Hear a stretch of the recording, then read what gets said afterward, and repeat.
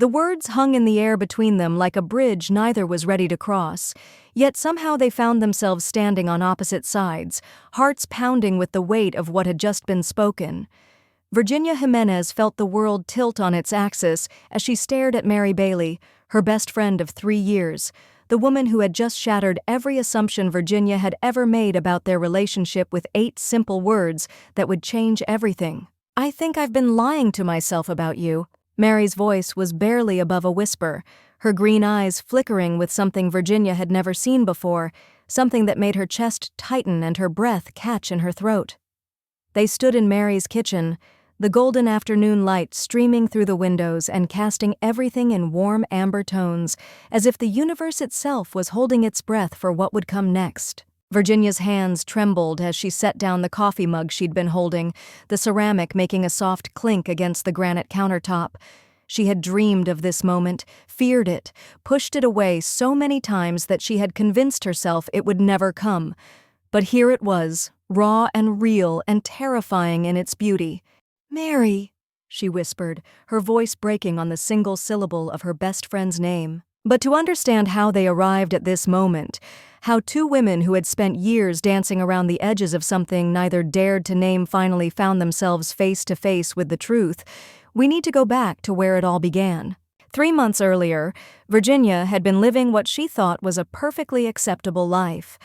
She worked as a graphic designer for a small marketing firm downtown, had a cozy apartment with exposed brick walls and plants she somehow managed not to kill, and maintained a carefully curated collection of dating app matches that never seemed to progress beyond awkward coffee dates and stilted conversations about weekend plans.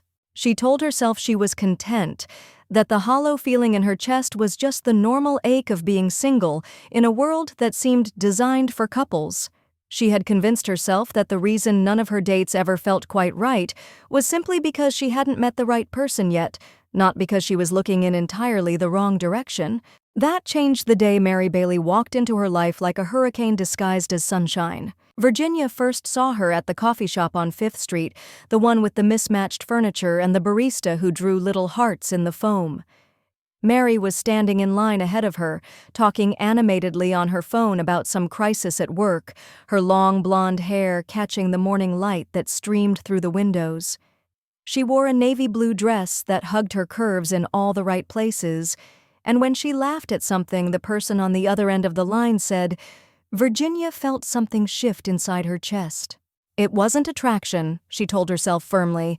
It was just appreciation for someone who seemed so effortlessly confident, so comfortable in her own skin. Virginia had always admired women who possessed that kind of natural charisma, the ability to command attention without even trying. When Mary reached the counter and ordered a complicated drink involving oat milk and an extra shot of espresso, Virginia found herself paying attention to the way her voice lilted slightly at the end of sentences, the way she smiled at the barista like they were old friends, even though Virginia had never seen her in here before. "Thanks, you're a lifesaver," Mary said as she took her cup, and then she turned around and nearly collided with Virginia, who had been standing closer than she realized. "Oh God, I'm so sorry," Mary said, reaching out instinctively to steady Virginia even though no coffee had been spilled and no real collision had occurred.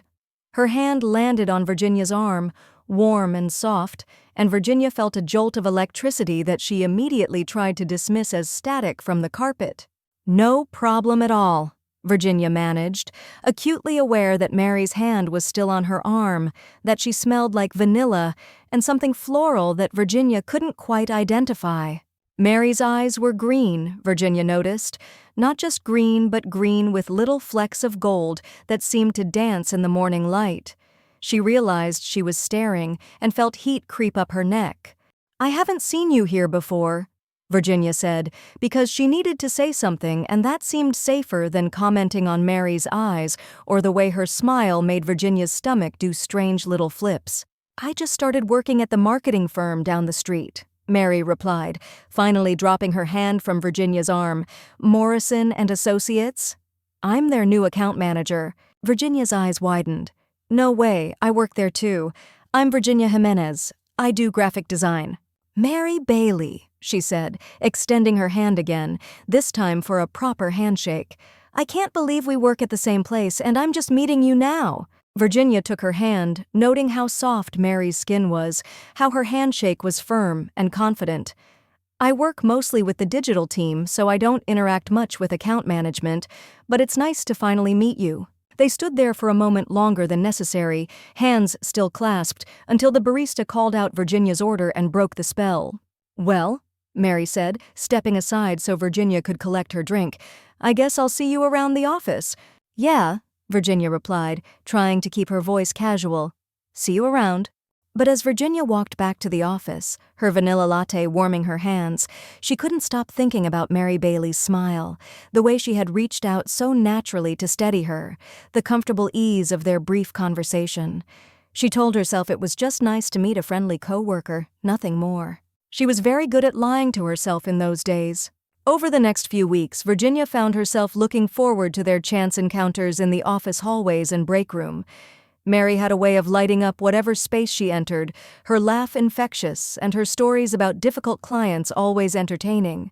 She was the kind of person who remembered details about people's lives, who asked follow-up questions about Virginia's weekend plans, and actually listened to the answers. How did the gallery opening go? Mary asked one Thursday morning, as they both waited for the coffee machine to finish brewing. Virginia was surprised she remembered. It was good, actually.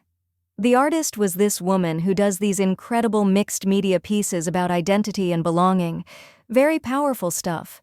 That sounds amazing, Mary said, and Virginia could tell she meant it. I've been wanting to get more involved in the local art scene. Would you mind if I tagged along next time you go to something like that? The question caught Virginia off guard. Most of her friends tolerated her interest in art, but didn't really share it. The idea of having someone to go to galleries with, someone who might actually enjoy it, was appealing in a way that made her chest feel warm. I'd love that, Virginia said, perhaps a bit too quickly. There's actually an opening this Saturday at the Contemporary Art Museum. New exhibit on feminist perspectives in modern sculpture. Mary's eyes lit up. That sounds perfect. Should we meet there, or... We could go together, Virginia offered. I could pick you up if you want. That would be great, Mary said, pulling out her phone. Let me give you my number. As Virginia typed Mary's contact information into her phone, she tried to ignore the way her pulse quickened at the prospect of spending an entire evening with her. It was just two co-workers going to an art exhibit together. Friends did that all the time. Saturday arrived with unseasonable warmth for October, and Virginia changed her outfit 3 times before settling on dark jeans and a burgundy blouse that she hoped struck the right balance between casual and put together. She told herself she was just trying to make a good impression on a new friend, but the flutter in her stomach suggested something more complicated. When she picked Mary up at her apartment, Virginia was struck by how different Mary looked outside of work. She wore a flowing midi skirt in deep emerald green and a cream-colored sweater that looked impossibly soft. Her hair fell in loose waves around her shoulders, and she had traded her usual professional makeup for something softer, more natural. You look nice, Virginia said as Mary got into the car and immediately worried that the compliment sounded too personal, too loaded with meaning. Thanks, Mary replied with a smile that made Virginia's chest tighten. So do you. I love that color on you. The drive to the museum was filled with easy conversation about work, weekend plans, and their shared love of coffee shops with character. Virginia found herself relaxing into Mary's presence, enjoying the way Mary listened intently when she spoke and offered thoughtful responses that showed she was really paying attention. The art exhibit was everything Virginia had hoped it would be and more. The sculptures were bold and provocative, exploring themes of feminine power and the complexity of women's experiences in modern society. But what made the evening truly special was experiencing it with Mary, who proved to have a genuine appreciation for art and wasn't afraid to share her interpretations and reactions. This one reminds me of something, Mary said, standing in front of a sculpture made of twisted metal and flowing fabric that seemed to capture the tension between strength and vulnerability. What? Virginia asked, moving closer to get Mary's perspective on the piece. The way it looks like it's reaching for something, but also protecting itself at the same time, Mary said thoughtfully, like it wants to be open but is afraid of getting hurt. Virginia studied the sculpture with fresh eyes, seeing what Mary saw. That's beautiful, she said softly. I hadn't thought of it that way. They stood in comfortable silence for a moment, both lost in contemplation of the art, and, though neither would have admitted it, acutely aware of each other's presence. Virginia could smell Mary's perfume, something light and floral that seemed to suit her perfectly. "Should we grab dinner after this?" Mary asked as they moved on to the next piece. "I know a great little Italian place nearby." "I'd like that," Virginia said, and meant it more than she probably should have. Dinner stretched into 3 hours of conversation that ranged from their childhoods to their career ambitions to their thoughts on everything from books to travel to the meaning of happiness. Virginia learned that Mary had grown up in a small town in Ohio, that she had always dreamed of living in a big city, that she read voraciously and had strong opinions about everything from coffee preparation to foreign policy. "I've always been the type of person who jumps in with both feet," Mary said over dessert, a tiramisu they were sharing because neither could resist, but both claimed to be too full for their own. "Sometimes it gets me in trouble, but I'd rather make mistakes than wonder what might have been." Virginia found herself envying that confidence, that willingness to take risks. She had always been more cautious, more inclined to analyze every angle before making a decision. "I wish I could be more like that," she admitted. "What do you mean?" Mary asked, taking another bite of tiramisu and somehow making even that simple action look graceful. "I overthink everything," Virginia said with a self-deprecating laugh. "I'm always worried about making the wrong choice, so sometimes I end up not making any choice at all." Mary reached across the table and covered Virginia's hand with her own, the gesture so natural and comforting that Virginia felt her breath catch. "There's nothing wrong with being thoughtful," Mary said. "The world needs people who think things through, but sometimes the best things in life come from taking chances." Virginia stared down at their joined hands, Mary's skin warm against hers, and felt something shift in her chest. It was a feeling she couldn't quite name, a sense of rightness and possibility that scared her as much as it thrilled her. "You're right," Virginia said softly, not trusting herself to say more. They drove back to Mary's apartment in comfortable silence, the radio playing softly in the background. When Virginia pulled up in front of Mary's building, neither of them made any immediate move to end the evening. "I had a really great time tonight," Mary said, turning in her seat to face Virginia. "Thank you for inviting me." "Thank you for coming," Virginia replied. "It was nice to have someone to share it with who actually appreciated it." "We should do this again sometime," Mary said. "Maybe next weekend?" "I saw there's a new exhibit opening at the photography gallery downtown." "I'd love that," Virginia said, and realized she meant it in a way that went beyond simple friendship. As Mary got out of the car and walked to her building, Virginia watched her go, noting the graceful way she moved, the way the streetlight caught in her hair.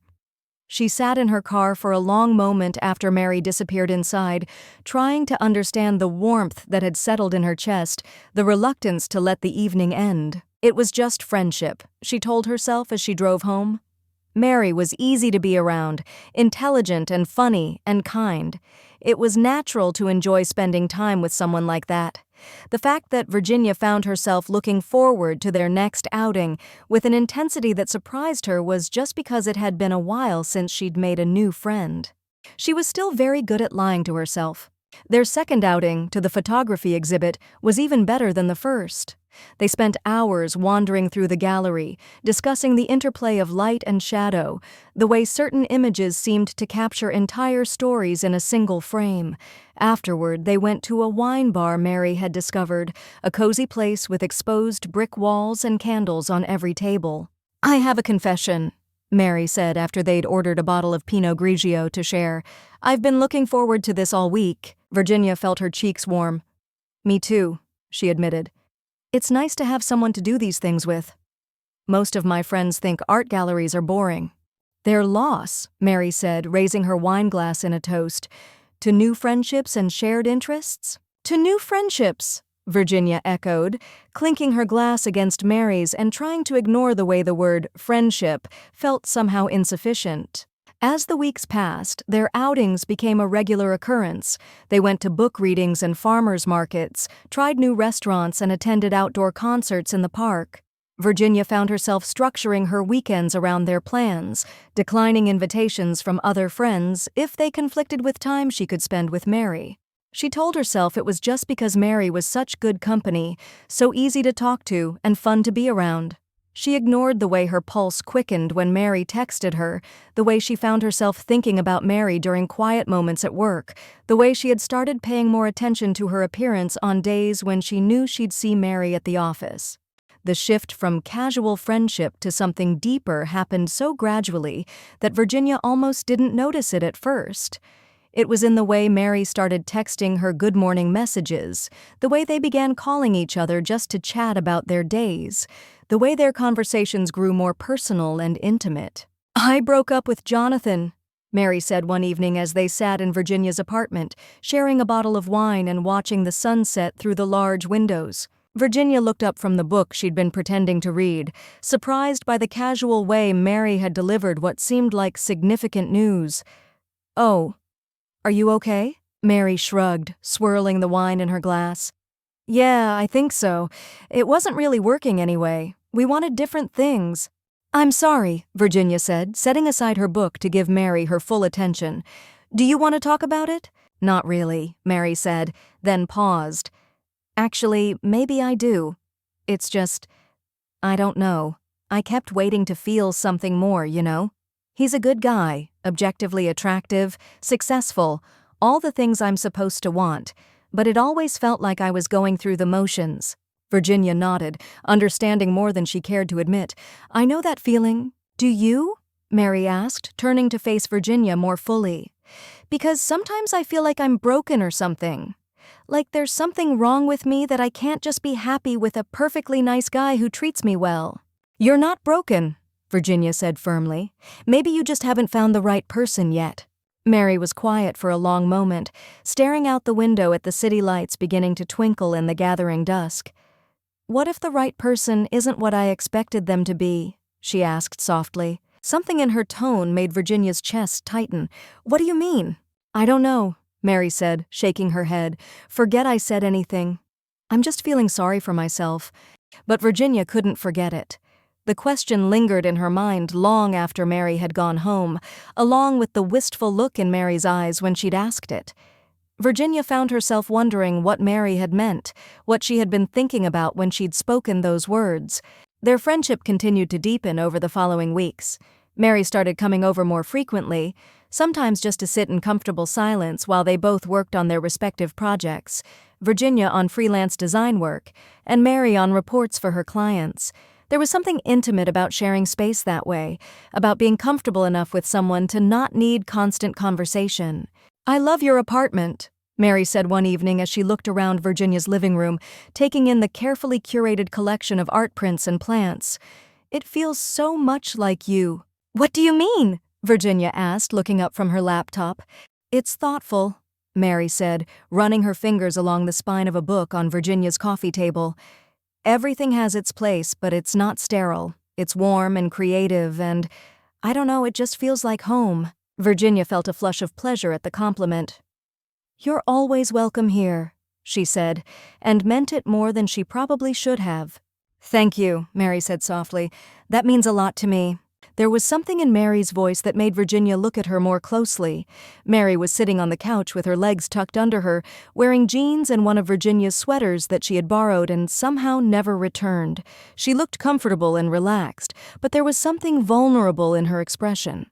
"Is everything okay?" Virginia asked. Mary was quiet for a moment, then sighed. "I've been thinking a lot lately about what I want out of life, you know? I'm 28 years old, and I feel like I should have things figured out by now, but instead I feel more confused than ever." "About what?" Virginia asked gently. "Everything," Mary said with a laugh that didn't quite reach her eyes. "My career, my relationships, what makes me happy. Sometimes I feel like I've been living someone else's life, following a script that was written for me instead of figuring out what I actually want." Virginia closed her laptop and gave Mary her full attention. "What do you think you want?"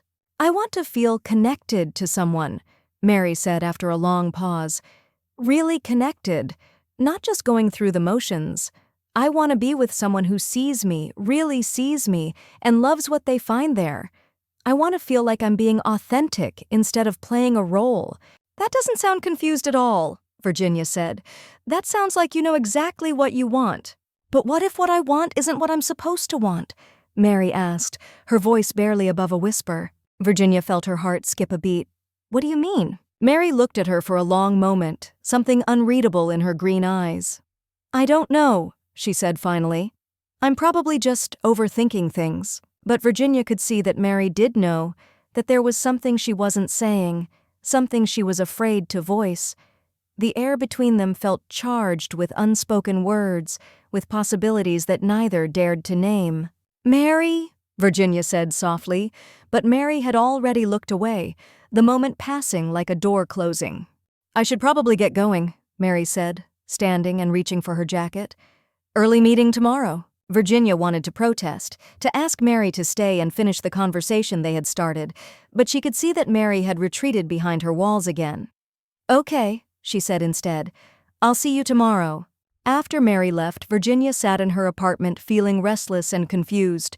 There had been something in Mary's eyes, something in the way she had asked those questions, that made Virginia wonder if Mary was struggling with the same feelings that had been growing in Virginia's chest for weeks.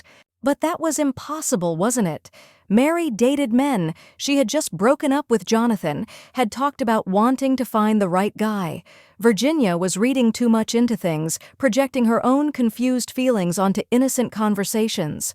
Because that was what they were, Virginia realized with a start. Feelings.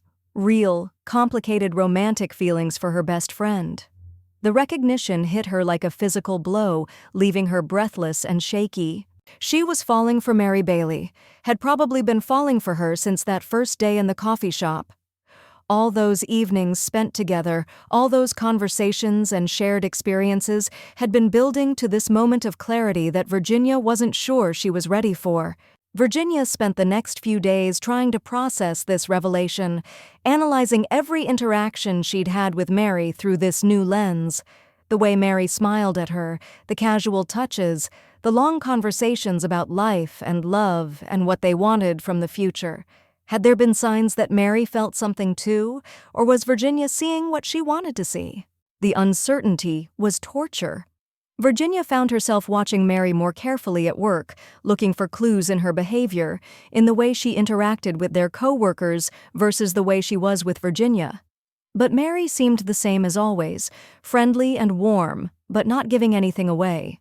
It was during one of their regular coffee runs that Virginia decided she needed to create some distance, to figure out how to handle these feelings before they destroyed the friendship that had become so important to her. "I might not be able to do our usual weekend plans," Virginia said as they waited in line at their favorite coffee shop. "I've got a lot of freelance work piling up." Mary looked disappointed. "Oh, okay. Maybe we could do something low-key? I could just come over and we could order takeout while you work." The offer was so tempting, so perfectly Mary, that Virginia almost said yes. But she knew that spending more time alone with Mary in the intimate setting of her apartment would only make her feelings stronger. "I think I really need to focus," Virginia said, hating herself for the hurt that flashed across Mary's face. "Maybe next weekend." "Sure," Mary said, but her voice was cooler than usual. "I understand." Virginia spent that weekend alone, trying to work but mostly just thinking about Mary. She told herself she was doing the right thing, protecting their friendship by not letting her feelings complicate things. But by Sunday evening, she felt miserable and lonely, missing Mary's presence in her apartment, missing their easy conversations and shared laughter. When Mary was distant at work the following week, Virginia realized she had made a mistake. In trying to protect their friendship, she had damaged it instead. Mary was polite but formal, their interactions limited to work-related topics. The easy intimacy they had built over months seemed to have evaporated overnight. "Are you okay?" Virginia finally asked on Thursday, cornering Mary by the copy machine. "You seem different this week." Mary looked at her with an expression Virginia couldn't read. "I'm fine," she said, "just busy with work." But Virginia could see that Mary wasn't fine, that she was hurt and confused by Virginia's sudden withdrawal. The knowledge made Virginia's chest ache with guilt and longing. "Mary, Virginia started, but Mary was already walking away, leaving Virginia standing alone by the copy machine with words she didn't know how to say. That evening, Virginia sat in her apartment staring at her phone, wanting to call Mary but not knowing what to say. How could she explain her behavior without revealing the feelings that had prompted it? How could she fix things without making them worse? The answer came in the form of a text message from Mary that arrived just after 9 o'clock. "Can we talk? I'm coming over." Virginia's heart started racing. She quickly tidied her apartment, changed into something that didn't look like she'd been moping around all evening, and tried to prepare herself for whatever Mary wanted to discuss. When Mary arrived 20 minutes later, she looked tired and frustrated, her usual composed demeanor cracked around the edges. "What did I do wrong?" Mary asked without preamble, standing in Virginia's doorway like she wasn't sure she'd be invited in. "What?" Virginia asked, stepping aside to let Mary enter. "You didn't do anything wrong." "Then why are you avoiding me?" Mary demanded, her voice sharper than Virginia had ever heard it. "We went from spending almost every day together to you barely looking at me at work." "Did I say something? Did I cross some line I didn't know about?" Virginia closed the door and turned to face Mary, who was standing in the middle of the living room with her arms crossed, defensive and hurt. "You didn't do anything," Virginia said softly. I needed some space to think about things." "What things?" Mary asked. "Virginia, I thought we were friends. Good friends. I thought we could talk to each other about anything." "We are friends," Virginia said, the words feeling inadequate. "We can talk about anything." "Then talk to me," Mary said, her voice breaking slightly. "Tell me what's going on, because this past week has been hell. I keep going over every conversation we've had, trying to figure out what I did to make you pull away from me." Virginia felt tears prick at her eyes. She had been so focused on protecting herself that she hadn't considered how her withdrawal would affect Mary, how it might hurt someone who had come to rely on their friendship as much as Virginia had. "You didn't do anything," Virginia repeated. "I swear, Mary, this isn't about something you did." "Then what is it about?" Mary asked, stepping closer. "Because I need to understand. I need to know if our friendship means as little to you as your behavior this week suggests." "It means everything to me," Virginia said, the words tumbling out before she could stop them. "That's the problem." Mary stared at her, confusion replacing some of the hurt in her eyes. "I don't understand." Virginia took a shaky breath, realizing she was at a crossroads. She could continue to deflect and make excuses, probably losing Mary's friendship in the process, or she could be honest and risk losing it anyway. "I've been pulling away because I'm scared," Virginia said finally. "Scared of how much you mean to me, scared of these feelings I've been having that I don't know how to handle." "What feelings?" Mary asked softly, something shifting in her expression. Virginia looked at Mary standing in her living room, beautiful and vulnerable and waiting for an answer that would change everything between them. She thought about all the conversations they'd had about wanting to feel connected to someone, about being authentic instead of playing a role, about what if the right person wasn't what you expected them to be. "I think I'm falling for you," Virginia whispered, the words hanging in the air between them like a confession and a prayer. "I think I've been falling for you since the day we met, and it scares me because I don't want to lose you, but I can't keep pretending that what I feel for you is just friendship." Mary went very still, her eyes wide with something that might have been surprise or fear or recognition. The silence stretched between them, heavy with possibility and terror. "Virginia," Mary said finally, her voice barely audible. "I know you're straight," Virginia rushed to continue. "I know you date men, and that this probably makes you uncomfortable, and I'm sorry. I tried to keep my distance so it wouldn't affect our friendship, but I can see that I've just made things worse." "You think I'm straight?" Mary said, and there was something odd in her tone. "Aren't you?" Virginia asked, confused by Mary's reaction. Mary was quiet for a long moment, staring at Virginia with an intensity that made Virginia's chest tighten. When she finally spoke, her voice was soft and uncertain. "I don't know," she said. "I thought I was. I've always dated men, always assumed that was just what I was supposed to do. But lately, I've been questioning everything about what I want and who I am." Virginia felt her heart skip a beat. "What do you mean?" "I mean that every relationship I've ever had with a man has felt like I was playing a part," Mary said, taking a step closer. like I was trying to fit into a role that never quite felt right. And then I met you, and for the first time in my life, I felt like I could just be myself. Mary, Virginia breathed. I've been thinking about what you said that night, about how the right person might not be what I expected them to be. Mary continued, her eyes never leaving Virginia's face.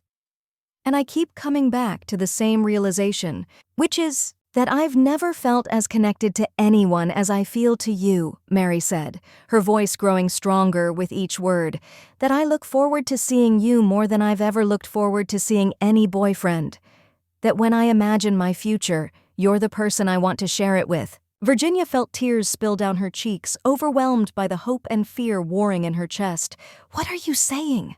I'm saying that I think the reason none of my relationships with men ever felt right is because I was looking for something they couldn't give me, Mary said, reaching up to cup Virginia's face in her hands, thumbs brushing away her tears.